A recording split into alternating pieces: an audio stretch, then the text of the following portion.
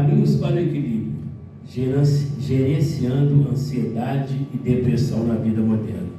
Então, tenho certeza que vocês vão curtir muito, vão gostar muito dessa palestra bate-papo, que as meninas, com muito prazer repetindo, estão retornando ao Projeto Sol, já tiveram aqui algum tempo atrás, não vai ser a última vez que virão, com certeza convidaremos para vocês voltarem. Então, a casa é de vocês, Cleiriana e Thaís.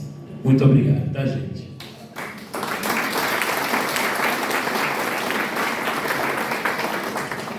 Boa noite, meu nome é Thaís. Como o povo falou, foi a segunda vez que a gente está aqui, é um prazer. Queria agradecer o povo, queria agradecer Valéria, conheci hoje, queria agradecer vocês por me prestar o ouvido, né? Eu formei na Uniacademia, a Uniacademia tem um projeto legal com vocês aqui, e a gente se especializou, tanto eu quanto a Cleiriana, em terapia cognitivo-comportamental.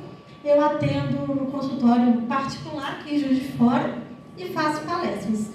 Espero que vocês gostem da noite de hoje e aproveitem bastante.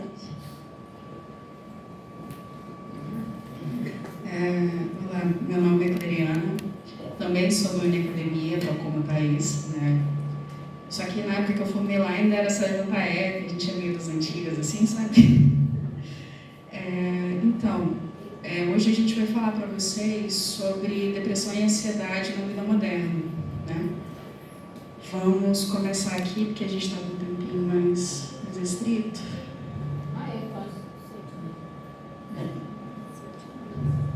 Sobre estilo de vida, né? Hoje em dia, todo mundo concorda comigo que a vida está uma correria? Se deixar, a gente não tem tempo para comer, não tem tempo para dormir, né?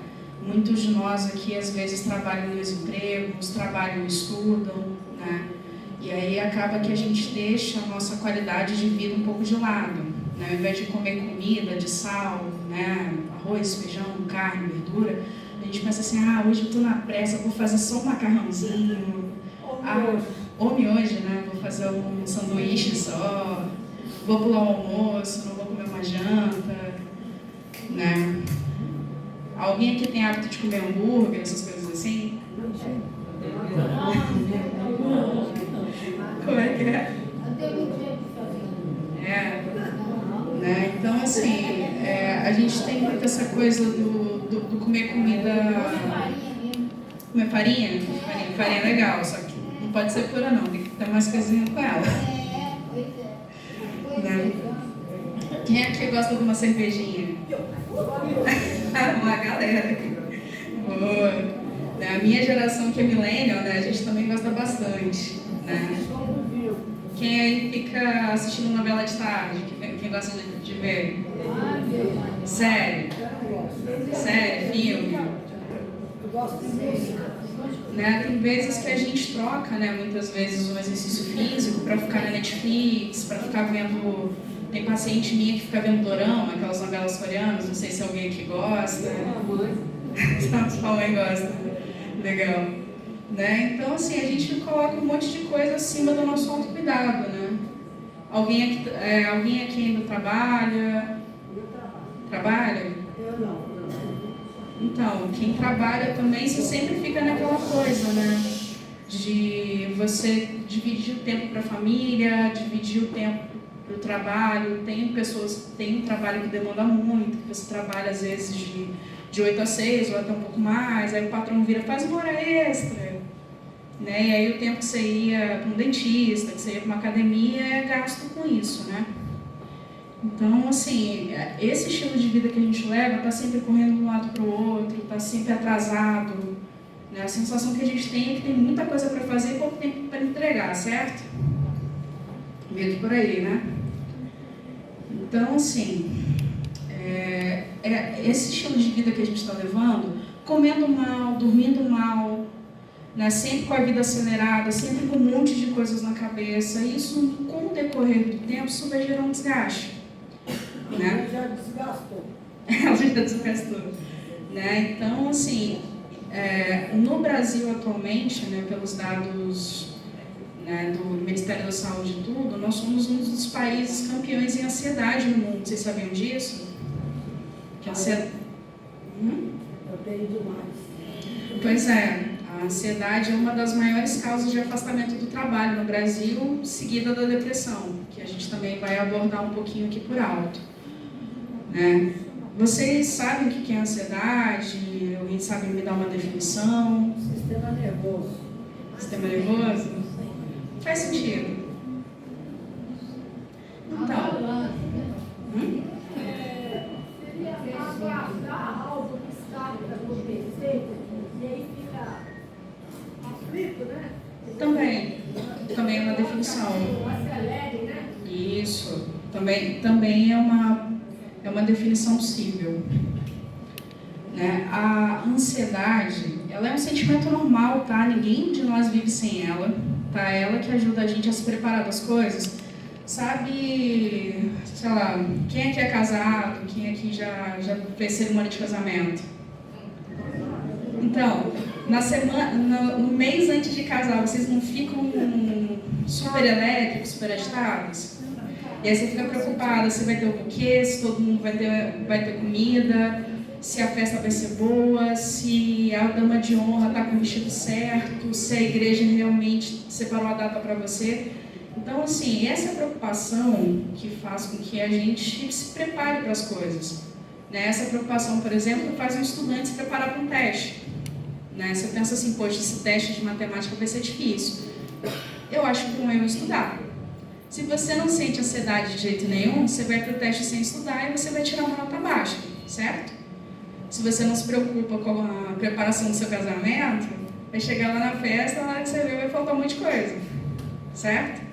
Então, a ansiedade, ela também tem essa função, e ela também tem uma função que é uma função de proteção, tá? É a ansiedade que faz a gente querer se proteger. Por exemplo, você está ali no cantinho da rua, você está para atravessar, vem um carro correndo do outro lado, é a ansiedade que faz você ficar atento para ver se você vai ter que pular ou se você ficar quietinho onde você está. Né? Ela tem essa função também. Então, é importante a gente diferenciar a ansiedade do medo. Alguém sabe que alguém já sentiu medo aí na vida? É familiar? Sim, todos nós sentimos, né?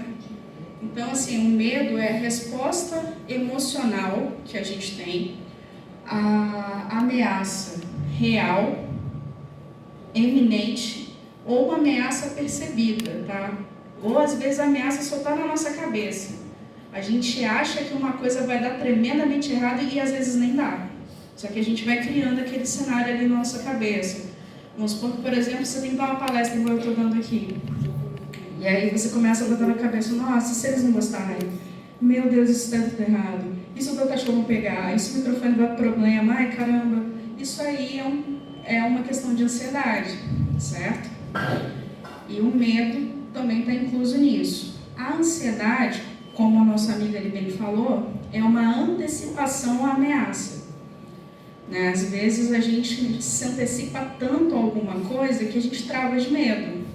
Um pouquinho de ansiedade para vir dar essa palestra é bom. Isso fez com que eu fosse procurar livros, que eu fiz vídeos, que eu me preparasse. Ansiedade demais me faz travar, me faz não conseguir ficar aqui na frente falando para vocês.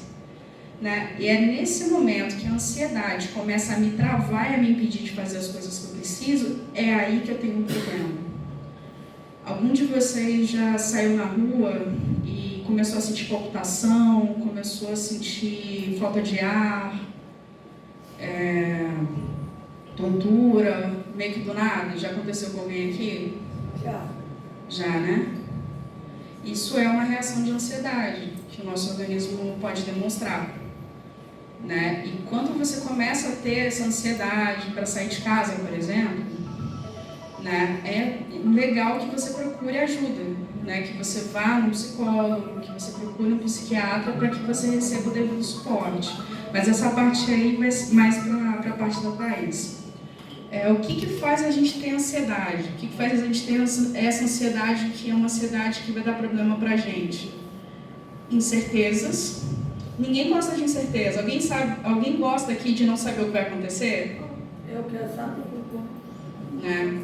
Acho que todo mundo gosta de ter um certo controle da vida, né? Eu gosto, sei lá, de sair e saber para onde eu vou, com quem eu vou estar. Né? Eu acho que às vezes quando o marido chega lá e fala, hoje nós vamos fazer uma coisa, hoje quando eu chegar do trabalho a gente vai sair. E ele não te fala para onde vocês vão. Vocês começam a ficar meio agitados? Fica. Né? Para fazer a maquiagem. Você fica, não, mas... É tipo isso. Poxa, me fala onde eu vou, eu tenho que saber. Como é que eu vou me arrumar? Que roupa que eu vou usar? Ele fala, não, deixa comigo. Né? Então isso faz a gente, quando não tem certeza do que vai acontecer, a gente fica um pouco ansioso. Imprevisibilidade também, tá? Pode deixar a gente ansioso. Às vezes a gente lida com alguma pessoa, você nunca sabe o que vai vir dela. Às vezes ela pode chegar em você toda carinhosa, toda calma, ou às vezes ela pode te dar um coice daqueles. Aí, vamos supor que você tem um chefe que é assim, tem dia que ele dá um doce, que ele chega, te dá bom dia, te fala bom trabalho, mas tem dia que você chega, ele mal olha na tua cara e ele já fala, você fala para ele bom dia, o que tem de bom? Né? Já te responde atravessado, já é grosseiro. Então quando você vai lidar com essa pessoa, você já fica elétrico, não sabendo o que vai vir dele. Né? Então a imprevisibilidade é um dos gatilhos. Somado a isso é o pessimismo. Né? Quando eu já vou para uma situação achando que aquilo não vai funcionar, a gente vai ficando mais tenso ainda, né? Voltando ao exemplo aqui da palestra, se eu chegasse aqui achando que nada ia dar certo, né? A tendência disso é me deixar cada vez mais ansiosa, cada vez mais nervosa e fazer com que eu não consiga palestrar, né? Às vezes você vai, sei lá, viajar. Você está com aquela viagem marcada, né, tá tudo certinho e tudo, aí você fica, ok. Tá, mas e se o pneu do carro furar? Né? E se eu chegar lá, o hotel não está reservado? Eles falam lá que teve uma falha e você não é recebido. Né? Quanto mais você ficar vendo cenários negativos na sua cabeça, mais pilhado você fica. E mais complicado é, tem gente que eu conheço que quando vai viajar nem dorme. Já aconteceu com alguém aqui? Já, né? Pois é. Né? Então, assim, a ansiedade, quando ela começa a ir para o lado, né, que ela incapacita e atrapalha as suas atividades de vida diária e até mesmo o prazer que você tem nas coisas. Viajar é prazeroso, certo? A maioria aqui deve gostar de viajar, né? Só que se você fica super ansioso na viagem e durante a viagem, você vai aproveitar? Não vai, né? Você vai acabar não curtindo tanto o seu passeio. A ansiedade, quando ela começa a beirar o patológico, ela tem aqueles sintomas ali. Algumas pessoas vão ter náuseas, vão ficar enjoadas. Algumas pessoas podem chegar, inclusive, a vômito. Algumas podem disparar o intestino, que é a diarreia, né? Tem uma cliente minha que acontece isso com ela. Ela tem um pai que ele é idoso. E toda vez que ele ia fazer exames, ela sempre achava que ia aparecer alguma coisa grave nele. E antes de abrir o exame, ela tinha um problema no estômago e ela tinha que correr para o banheiro. Né? De tão ansiosa que ela ficava com a probabilidade do pai dela estar doente. Né? Palpitações, frequência cardíaca acelerada, tensão muscular, também é um efeito muito comum da ansiedade. Tem alguns pacientes que relataram para mim que eles chegam ao ponto de virar a mão assim, e não conseguir voltar ao normal. A musculatura repuxa todinha, certo? Tensão muscular, dor ou sensação de aperto no peito. Algumas reações de ansiedade, elas podem parecer que você está tendo um ataque cardíaco. Dói, porque o coração é um músculo, certo? E aí quando a gente está muito ansioso, a gente está tendo uma crise, essa musculatura repuxa. E você vai sentir uma dor aqui, às vezes no braço. Já teve caso de paciente meu, tá na federal estudando e tem o SAMU buscar, na hora que foi ver a ansiedade. Não tinha problema cardíaco algum, né? Então, assim, vocês conseguiram entender sobre a ansiedade, como é que funciona? Tá? As causas dela. estou precisando de um doutor para isso. Importante. A Thaís vai te recomendar o que fazer quando ela começar a falar. Né? Mas assim, a ansiedade, ela é natural do ser humano, todos nós temos. Porém, se ela chegar no nível que ela está atrapalhando você a fazer as suas coisas e a gostar da vida, é legal a gente procurar alguém, ok? Sobre a depressão, alguém aqui já teve? Alguém aqui conhece alguém que já teve depressão? Já, né? Ok. Então, a depressão, ela seria a tristeza ou diminuição do interesse ou prazer em realizar atividades, né? Quando você perde o prazer em realizar coisas que você normalmente gostava, vamos supor que você gostava muito de tricotar, hoje em dia você olha para os seus aparelhos de tricô e não quer mais pegar. Você quer ficar muito em casa, isolado, né? Deixa de cumprir prazos, não quer sair, não quer ver gente, né? A tristeza é algo normal. Vocês concordam comigo? Todo mundo aqui fica triste em algum momento? A gente pode ficar triste porque a gente perdeu um amigo, a gente pode ficar triste porque a gente perdeu um emprego, a gente pode ficar triste porque perdeu um colar que gostava muito, que foi, sei lá, da nossa mãe. Só que quando essa tristeza começa a ficar persistente, tipo mais que 2 semanas, e ela não vai embora de jeito nenhum, aí já é um ponto para você ficar atento. Né? E a depressão, ela tem uma prevalência muito alta. Vocês imaginam por quê que a depressão tem uma prevalência muito alta? Então, a depressão tem uma prevalência muito alta aqui no Brasil porque as pessoas muitas vezes negligenciam ela. Tá triste há muito tempo, tá com vários sintomas que eu ainda vou citar, e ao invés de procurar ajuda, fala, é frescura. Vai passar sozinho. E muitas vezes não passa. Né? E ela só vai agravando. E às vezes pode chegar num nível que a pessoa não vai mais conseguir trabalhar, não vai mais conseguir estudar. Pessoas casadas, tá? Elas podem acabar tendo problema no casamento, porque uma das decorrências da depressão é que a libido, ou seja, a vontade, né, de ter relação, acaba. Você imagina você estar casado ali com uma pessoa e você não conseguir suprir esse lado para ele ou para ela. Né? O casamento é feito da parte afetiva, do companheirismo, mas essa parte também é importante. Né? E uma pessoa em depressão, ela não vai se importar com isso do jeito que poderia. Né? Então, vamos para os sintomas. Perda do interesse em atividades que costumava gostar. Sentir falta de valor, ou seja, você acha que você não vale nada, que você não sabe nada, que você não dá conta de nada.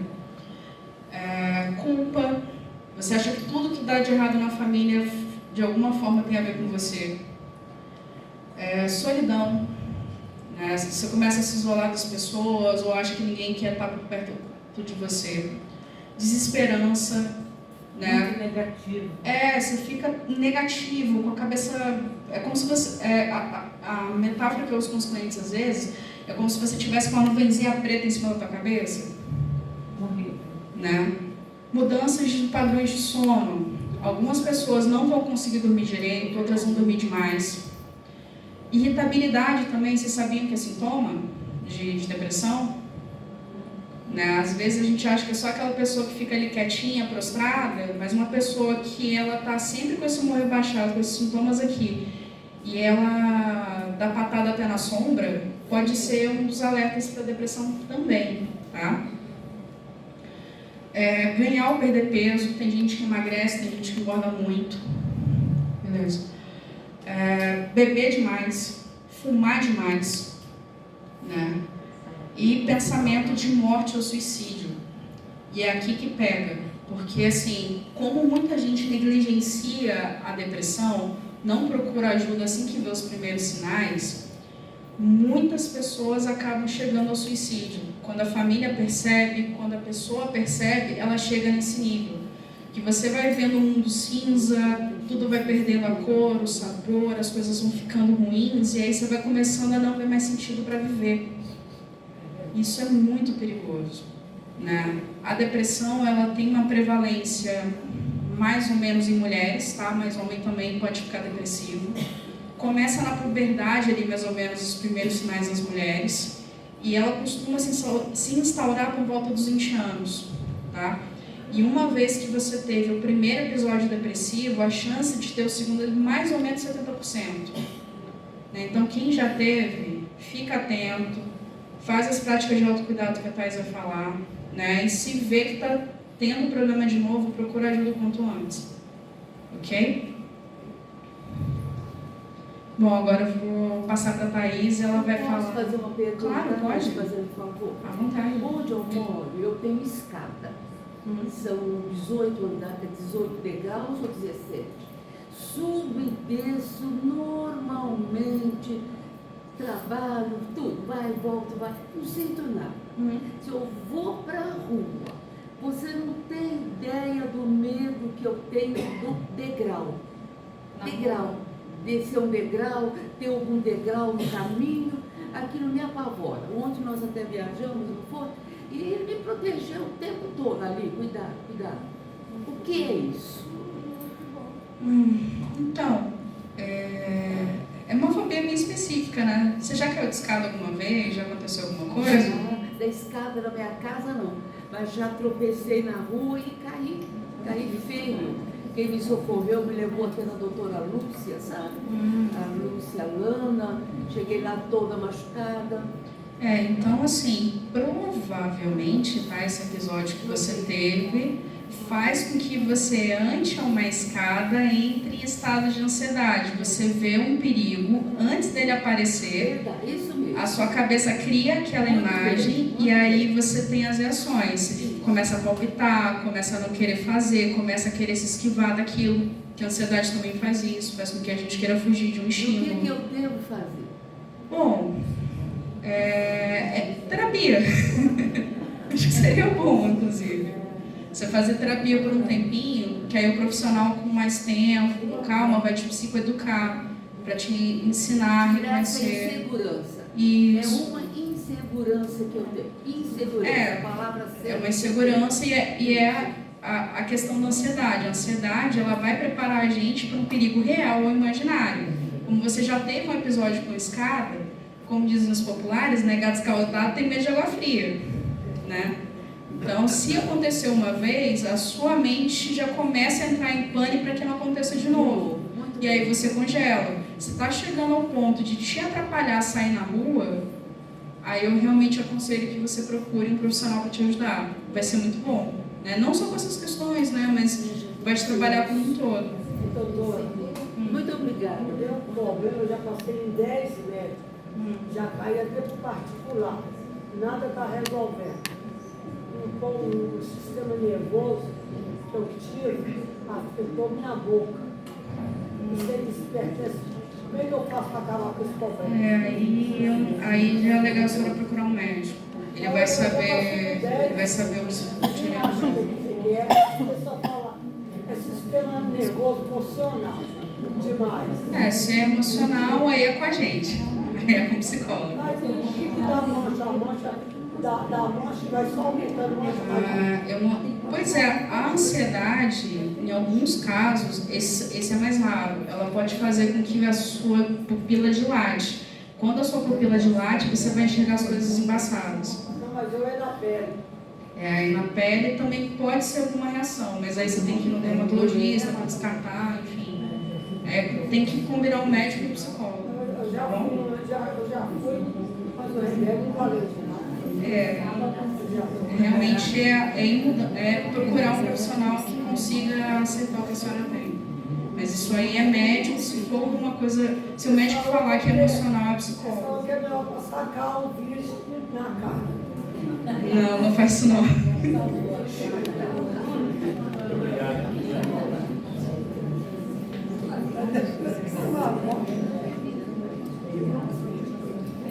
E diante de tudo que a Clé falou, né? Sobre ansiedade, depressão, O público maior que eu tenho na clínica são adolescentes com crise de ansiedade. Incrível, né? 15, 16, 17 anos, a gente acha que é um público mais... Não que não possa ter, mas para vocês verem que a ansiedade, ela alcança desde os pequenininhos, né? Tem criança com ansiedade, até os mais idosos também. E aí o mais importante disso tudo é entender como a gente trabalha com isso, como se trata isso e como pode se fazer algumas técnicas, algumas coisas que vocês podem fazer dentro de casa mesmo, para que possa diminuir essa ansiedade, manejar.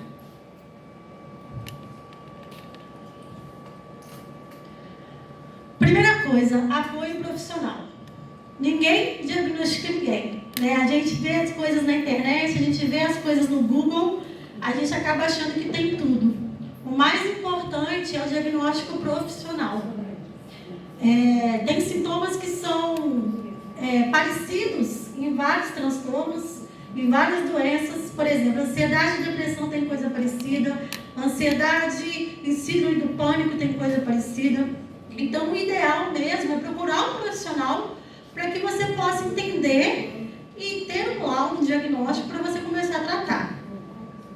O que a gente faz, né, para o tratamento de ansiedade e depressão? A gente faz uma psicoeducação, o que é? Explicar o que é ansiedade, explicar o que é a depressão, que a Claire fez. A gente faz isso na clínica. O apoio profissional também. Às vezes você vai ter que entrar com medicação, né? Então, assim, o ideal de quem tem ansiedade, crise de ansiedade, síndrome do pânico, depressão, é você estar com um psicólogo e com um psiquiatra junto. E às vezes até o neuro, né? Também trabalhando junto aí. Psicoterapia, que é a terapia, né? Que a gente faz isso, a gente trabalha as emoções, os pensamentos, os comportamentos, o autoconhecimento. Porque desse jeito a gente consegue desenvolver a habilidade de enfrentamento. Porque não adianta a gente saber o que é ansiedade e depressão se a gente não souber como lidar com ela. E na terapia, no apoio, a gente tem um monitoramento e acompanhamento e um suporte de crise, evitando tentativa de suicídio, evitando crises de ansiedades mais fortes, síndrome do pânico. Então, o apoio profissional é muito importante. Vocês fazem aqui, né? Tem terapia, como vocês falaram, é uma forma também de estar aí se tratando, se conhecendo e manejando todos esses sintomas.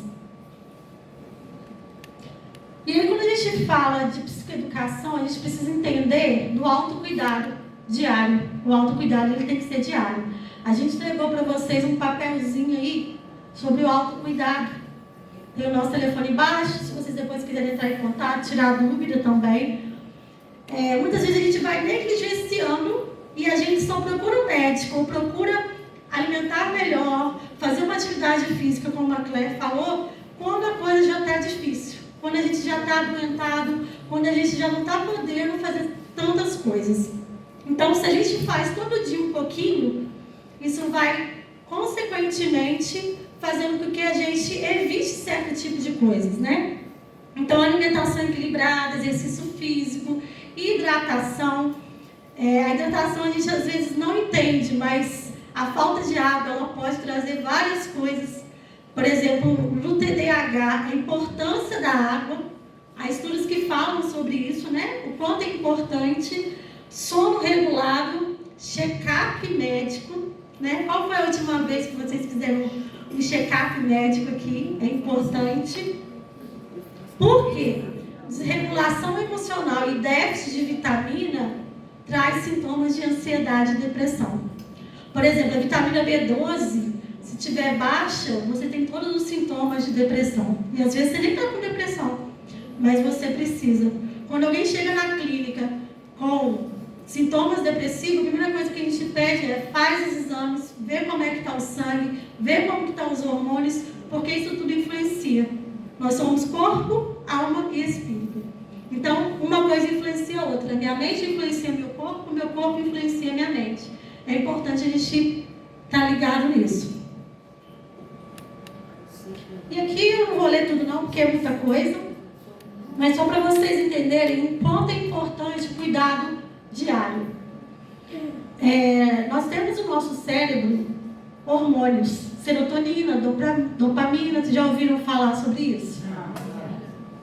Tem endorfina, melatonina, serotonina, tem vários nomes aí diferentes. E esses hormônios, se eles estiverem desregulados dentro de nós, eles vão desencadear doenças.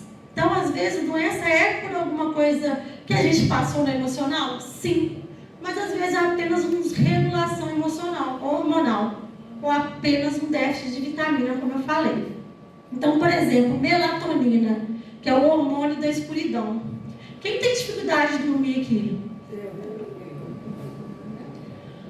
Esse é o mal do século, né?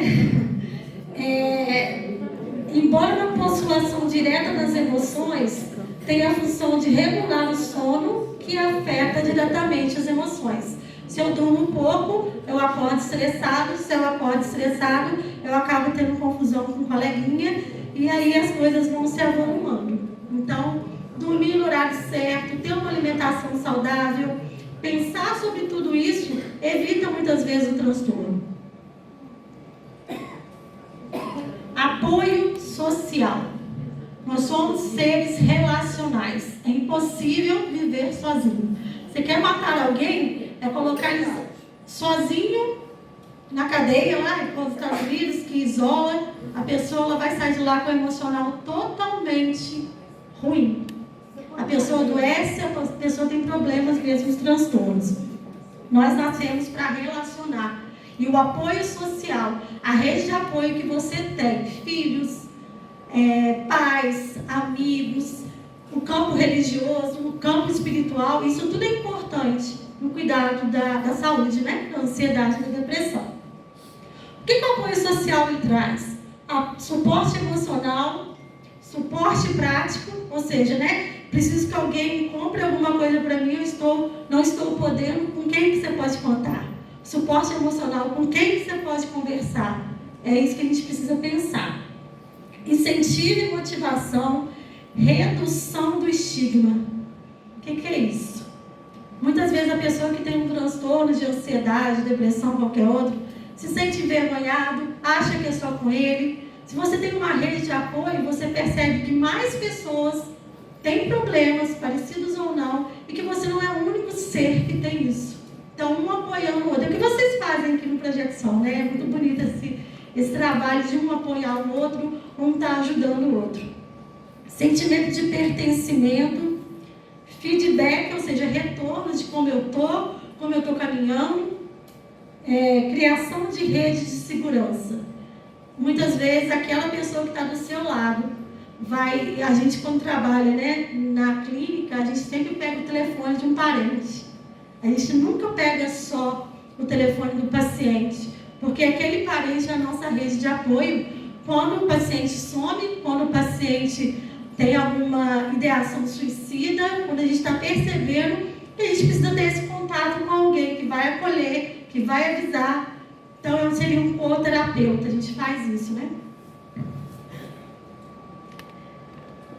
E aí a gente vai falar de estratégias de enfrentamento. Como enfrentar isso tudo? Como a Claire falou, a gente vive acelerado, a gente vive comendo de qualquer jeito, a gente vive na correria do dia a dia. Quando a gente vê, começa segunda, daqui a pouco já é sexta de novo, final de semana corre, já é segunda de novo, e a gente precisa entender como é que a gente lida com tudo isso. Quem já ouviu falar em resiliência? E resiliência mental. Alguém já ouviu falar? E tem diferença. Não? Resiliência é aquela ideia de um elástico que você puxa e volta. Puxa e volta. Ele volta ao seu estado de origem. Essa é a resiliência. Se a gente pensar em resiliência mental, a gente precisa pensar numa flexibilidade mental. A gente não pode ser rígido. Se eu pegar aqui o elástico e puxar, ele vai voltar para a origem. Mas se eu pegar um copo de vidro e bater na parede, ele vai quebrar. Então, mentalmente falando, a gente precisa ter uma flexibilidade. E é isso que a gente vai falar um pouquinho agora. Resiliência mental, sem saúde mental, não há saúde. Você pode ir para academia, você pode fazer o que for, você pode fazer estética, você pode fazer o que for.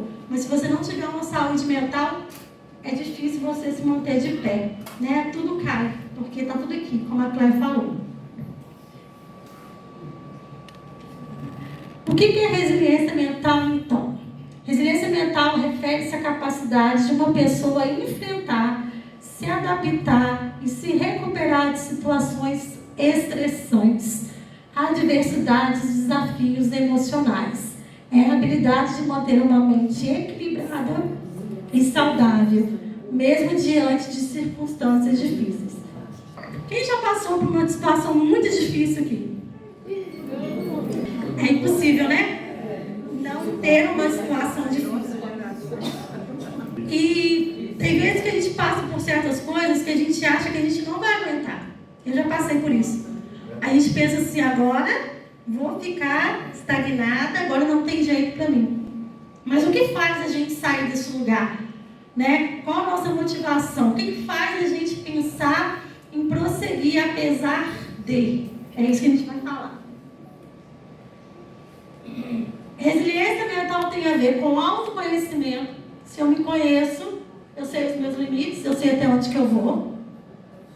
Autocontrole, emoções. Emoções são só emoções. Eu preciso saber lidar com elas. Como a Claire falou, as emoções têm as funções, mas eu preciso manejar e saber lidar com elas. Elas não são nossas inimigas, mas a gente precisa lidar com elas. Autocompaixão, saber que nós somos limitados, somos pequenos, vamos passar por dificuldades, mas eu preciso ter uma autocompaixão e saber que eu estou num processo de cura. Flexibilidade, já falei. Ninguém consegue ficar de pé se não for flexível, porque muitas coisas acontecem o tempo todo conosco. Perspectiva positiva, os nossos pensamentos, como a Claire falou, só estou citando o que a Claire já falou, tá, gente? Pensamentos positivos, não pensar por pensar positivo, mas saber que, por mais que as coisas estejam difíceis, há uma forma de recomeçar. Nós precisamos sempre ter isso em mente. Há uma forma de recomeçar. Autoconfiança, habilidade de enfrentamento, resolução de problemas. Tem coisas na nossa vida que a gente só vai resolver se a gente resolver os problemas. Muitas vezes a gente está passando por certo tipo de coisas porque a gente não toma uma posição. E às vezes a gente tem que tomar essa posição, ainda que doa. Né? Muitas vezes a gente chora para tomar uma posição, mas sem ela a gente não consegue caminhar. Aceitação e compromisso para mudança. Tem coisa que não tem como mudar. Tem coisas que a gente tem que aceitar. Né? Aceitar não é ficar reclamando, se lamuriando, mas entender que é assim. E aí eu me comprometo para essa mudança. Eu me comprometo a estar melhor, apesar do que eu estou passando. Isso é a resiliência.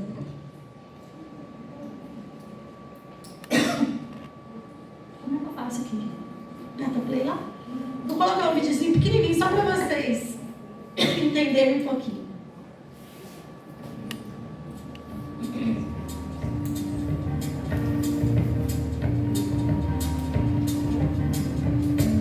Such a feeling's coming over me. There is wonder in most everything I see. Not a cloud in the sky, got the sun in my eyes, and I won't be surprised if it's a dream. I'm on top of the world.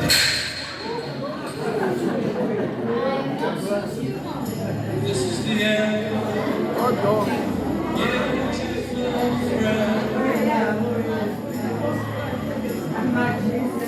This is the end.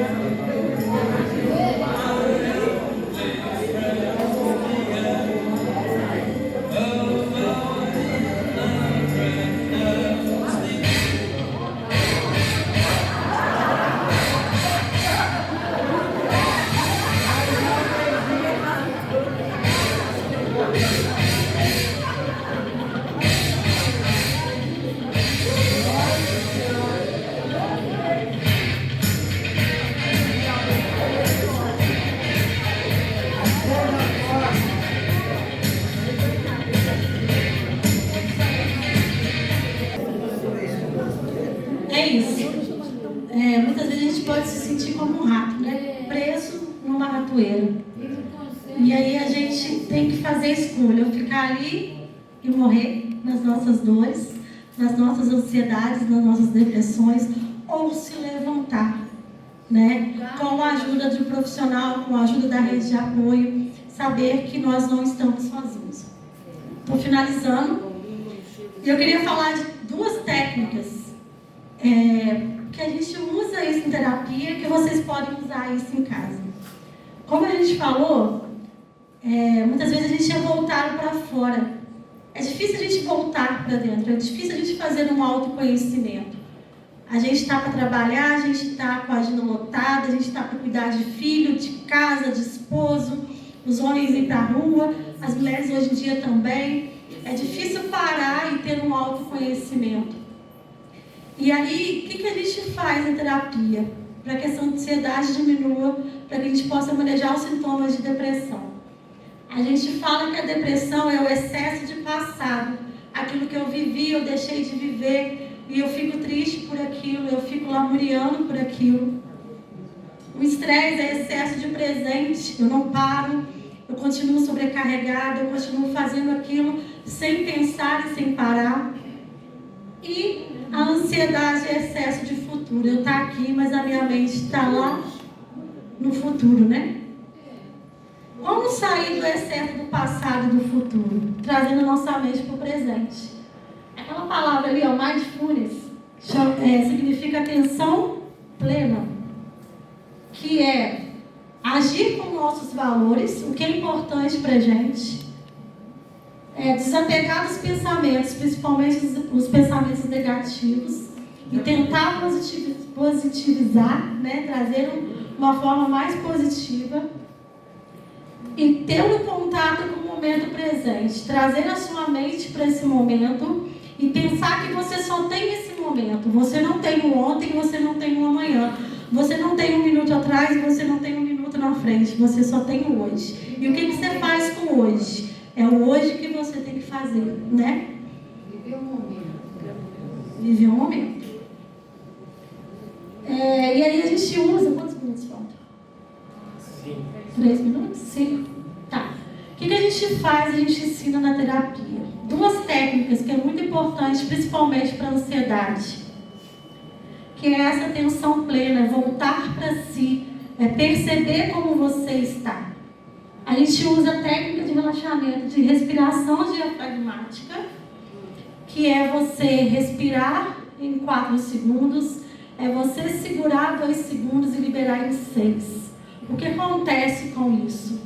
Eu queria que vocês fizessem, não precisa fazer 4, 2 e 6 não, eu queria que vocês respirassem por alguns segundos, segurassem e soltassem.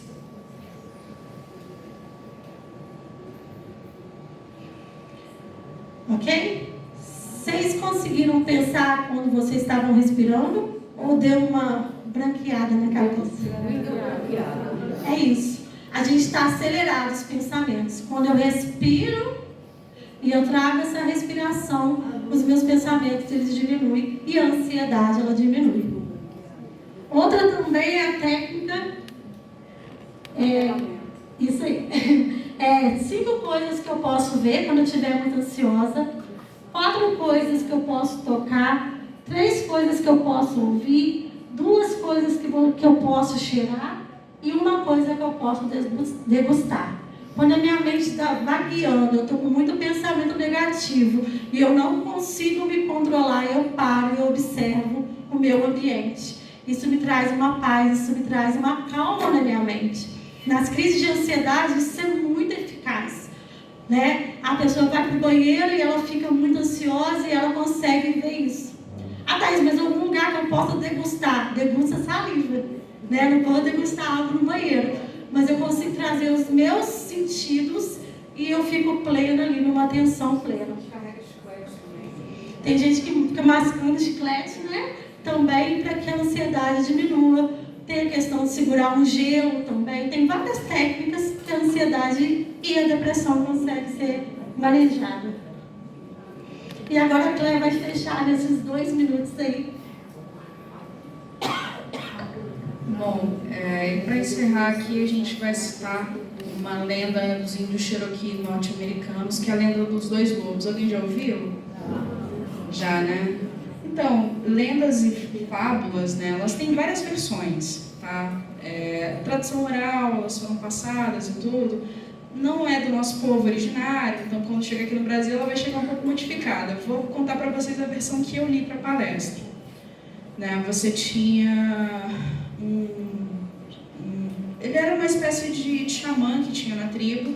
O neto dele entra na área que ele ficava lá e viu 2 estátuas de lobos.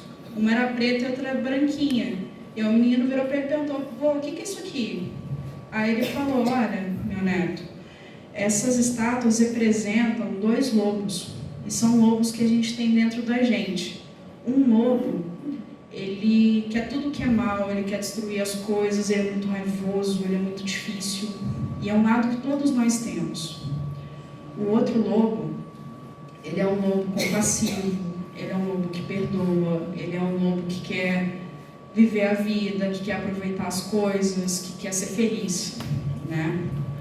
E aí o netinho vira para ele: "Vovô, mas se eu tenho esses 2 lobos dentro de mim, qual deles vence?" Aí o avô dele pensa e fala: "O que você alimentar."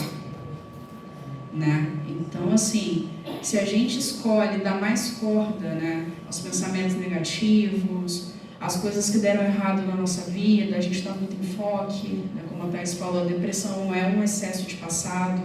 Se a gente se agarra muito nas coisas que não foram bem, a gente pode alimentar esse lobo que não é tão bom e acabar adoecendo. Claro que, né, quando se tem depressão e ansiedade, a gente não tem controle sobre esses pensamentos. Na psicologia, a gente chama isso de pensamento automático, né, ou pensamento disfuncional. São pensamentos que vão vir na nossa cabeça, a gente querendo ou não, e eles podem deixar a gente muito ansioso, muito triste, né? E aí que entra o que a Tá falou da terapia. Na terapia, nós psicólogos ensinamos vocês a lidar com esses pensamentos que vêm na cabeça sem a gente querer que eles estão ali, né? Vocês têm alguma dúvida, algo que vocês queiram falar? Muito obrigada. Pode falar. Olha, eu acredito que muita gente, principalmente 2000 para cá, esses sádicos e masoquistas, que é uma praga na minha vida, eles querem fazer eu sofrer, mas eu me recuso. Exato. Não quero que ninguém sofra, muito menos. Resiliência. Então, querida, exatamente isso. Aí o que eu queria falar é o seguinte, é que esse negócio de a pessoa, às vezes, ter medo de falar sobre o que está sofrendo, é medo de se taxada de bipolar, como eu fui. Isso é trágico. Sou uma pessoa que eu sou assim, até muito alegre, entendeu? E fui taxada. Tem lógico. Por incapaz, e todo mundo vendo que eu sou subcapaz em tudo. Deus seja louvado. Às vezes acontece. Pode ser bem comigo mesmo, né? Eu saber do que eu sou. Só de bem, não quero mal a ninguém. Né? Tá certo. Mas assim, essas coisas de diagnóstico ao longo do tempo, geralmente é o psiquiatra em conjunto com o psicólogo que vai, né, verificar isso. E é complicado fechar um diagnóstico assim. Às vezes a pessoa bota você é bipolar, você chama esquizofrênico. E a pessoa não sabe nem o que está falando, né? Tomar cuidado com esses rótulos aí. Bipolar, não tem jeito de ser. Bom. O Cláudio Correia, a moça, ele terminou a consulta falando: nossa, se mora sozinho, está tão bem assim. Pois é. Bom, agora sim, para encerrar. É o STF que foi parar lá de cima. A injustiça contra mim. Promotor, doutor Cassari Brasil, doutor Rodrigo, doutora Carolina. Esse eu sou doida. Meu nome tudo aqui. Ok. Então, o que a gente queria trazer como mensagem final da nossa palestra é: cuide da sua saúde mental. Cada situação que você superou, né, foi necessária para você chegar no momento atual. Muita coisa ruim que a gente passa na vida, muito percalço, serve também para a gente crescer, né? Quando a gente passa determinadas situações, faz com que a gente avance, né? a cada momento da sua vida, incluindo este agora, aqui da nossa palestra, né, possui uma nova chance para recomeçar. Nunca é tarde para recomeçar. Ah, mas eu estou velho demais. Ah, mas eu não tenho energia. Não existe isso. Tá vivo? Tá com saúde? Pensamento é tudo. Energia de Só vai. Faz o que você quer. Vai estudar. Se tem sonho de ir para uma faculdade, vá para uma faculdade. Né? E mais uma vez eu agradeço pela oportunidade de estar aqui palestrando para vocês. Foi um prazer estar aqui. Obrigada, Valéria. Obrigada, Paul. E esperamos voltar mais vezes.